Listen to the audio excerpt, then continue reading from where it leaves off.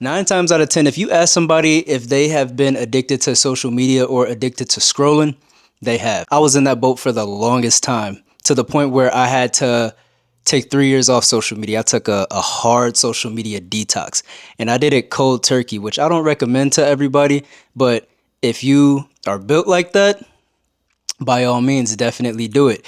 But if you are in it and you know you can just taper off to get to the point where you want to get to, I suggest you do that, because quitting anything cold turkey, granted, we're talking about social media and not anything crazy, but quitting anything cold turkey can be difficult, because if you say, okay, I'm just going to stop, none at all, no social media at all, and then you end up picking it up a few days later or the same day, a few hours later, you're going to feel defeated. And when you feel defeated in these type of things, you give up, and then you just revert back to how you were. But the reason I took 3 years off social media is because I think I was genuinely addicted to it. I would, no matter what I'd be doing, I'd have my phone in my hand scrolling. If I was waiting for something, I'm scrolling. If I'm at home I would be scrolling through social media while watching a TV show.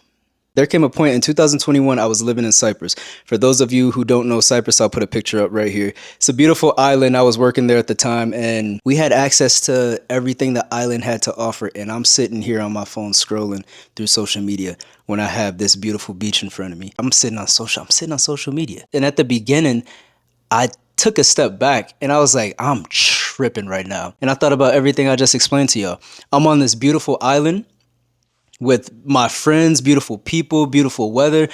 Why am I on my phone? And I'll never forget, it was January 2021. I told myself I was going to take a week off social media because I was in Cyprus and I wanted to enjoy myself. That week turned into 2. That 2 weeks turned into a month. That month turned into a few months. That few months turned into 3 years. And I'd like to think that I'm a pretty strong-minded person. I have a strong will. But when you're constantly, every day, every second, every minute, seeing all these things, it starts to get to you and you don't even know it until you take a step back or take a step out of it and become the observer from the outside looking in. And that's what led me to taking my time off social media. And it helped me learn about myself. It helped me actually learn what I liked, learn what I didn't like, without social influence, without influence from anybody else. So when I'm going out, I'm doing things by myself and for myself, instead of being on Instagram or being on Twitter and seeing people do things that influence me to buy all these materialistic things that I never really needed. A lot of things that I bought, I either sold it, gave it away, or I don't have it today because it was just momentarily things, which is fine if that's what you want, but it was never really what I truly wanted. I was just seeing these things and going out and getting them because I was influenced by looking at people on social media and trying to, for lack of better terms, trying to keep up. I didn't like that. And at the time, while I was in it, I clearly didn't see it. But towards the end, when I finally decided to take a step away from social media, this is when I finally learned all these things about myself. I probably learned more about myself in those 3 years than I did in the 5 years before that. And that's crazy to say, but I'm just being transparent and being honest. If you are in the same boat or you're addicted to scrolling, you're addicted to social media, chances are you don't even know it. But if you ever come to the realization of it, just take a break. It doesn't have to be like what I did, cold turkey. Like I said, if you want to detox for a day, just try and go a whole day without social media. And then if you want, push it to 2 days, push it to 4 days, just keep going. But in the same sense, if you know how social media works and you are cognizant of how it affects you or how it doesn't affect you, be sure to understand that you can also utilize social media as a resource. I was talking about the influence thing earlier. You can utilize that in a positive manner, the influence. So say you're going to a different city or a new city and you don't know the city. Social media can be that guidance for you. I know on TikTok, they have the For You page and everything that'll talk about everything to do in the city. That's using social media in a positive way because you're utilizing the resources that you have in the palm of your hand. People don't realize we literally have the world in the palm of our hands with our cell phones. And if you know how to utilize that as a resource in a positive manner, you can do whatever. You can do whatever. But if you're on social media using it in a negative manner, like comparing yourself to others, trying to keep up with the Joneses, then it's just gonna wear you out. And hopefully you figure it out eventually. But this is why I'm making this video, so you don't have to go to those lengths. But yeah, balance is everything. Balance is really everything. Nowadays, when I use social media, I do not scroll.